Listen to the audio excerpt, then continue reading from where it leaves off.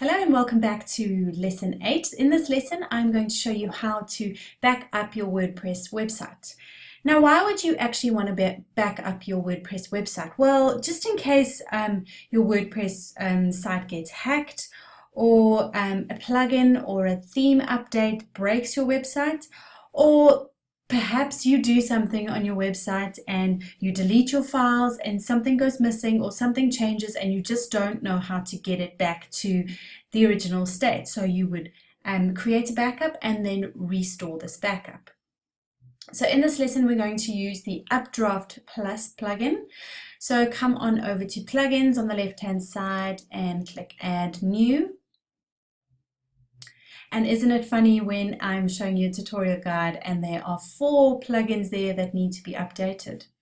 Anyway, so type in here Updraft and you'll see that there'll be 2 Updraft plugins. You won't want to install the first one. It's the second one that we are looking at. So it's just searching for it. And there we go, we have it. It's called the Updraft Plus WordPress Backup Plugin. So we click install, and once it's installed, then we're going to activate it. Now, keeping your website backed up is very important. I know a lot of bloggers who don't do this, and then they fall into the trap of, oops, what now? And have to contact a web developer, and it costs them a whole bunch of money. Just get into the habit of setting it doing it manually, monthly, or setting it up so that it does it for you manually. Automatically. So once it's activated, we'll come on over to settings on the left-hand side, click on Updraft Plus Backups, and we'll be taken to this screen. So this current status tab, basically this page just gives us a quick overview of any past or pending backups. And as you can see, I've actually had this plugin installed before, so we'll actually see that we took a backup on the Thursday, December the 8th, which is not quite right. Oh no, wait. This is our next scheduled backup, and our last backup was done on Tuesday, November the 8th. Correct. So this should be blank when you first install it. Obviously, I have installed and activated it before, so it's basically showing me when the next backup will be taken and when the last backup was taken. So let's just skip existing backups for now and click on our settings tab. So in our settings tab, we can actually tell Updraft, okay, how often do we want to take our backups? So we can do it on a monthly basis, fortnightly, weekly, daily. I suggest, depending on how often you blog, if you're blogging often, fortnightly or weekly is a good option. If you're not, monthly is fine, okay? And then you can say, how many backups do you want to retain before it deletes the old backups? So sometimes I like to say 4, but I think 2 is okay.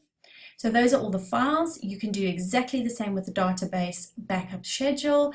I keep it exactly the same as the files.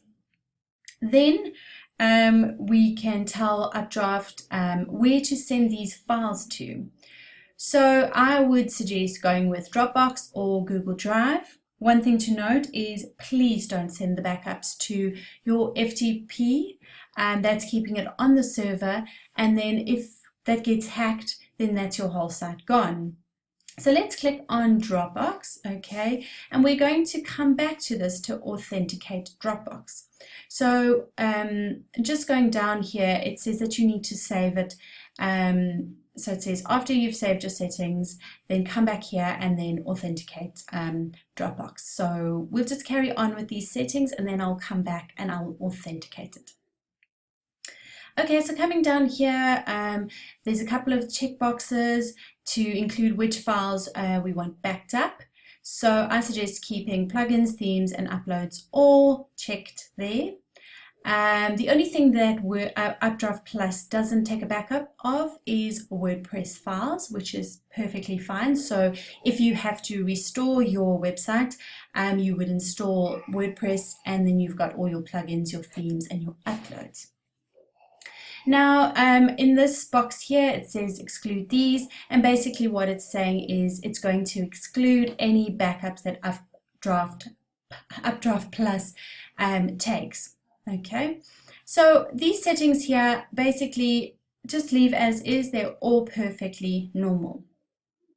Okay, then coming down, it's safe to ignore these settings here and just leave as is, and email here if you want Updraft Plus to send you an email to say that everything has been done perfectly, you can tick this box. Okay, export settings we're going to leave as is and click Save Changes. Okay, so that's just busy saving, and then we're going to move on to advanced tools. As before, it's safe to ignore these, and we don't have the premium version, but you can have a review here and see exactly what this offers.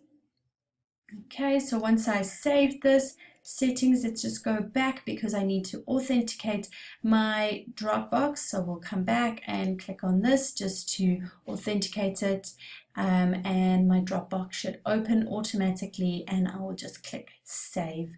So let's just see it's working.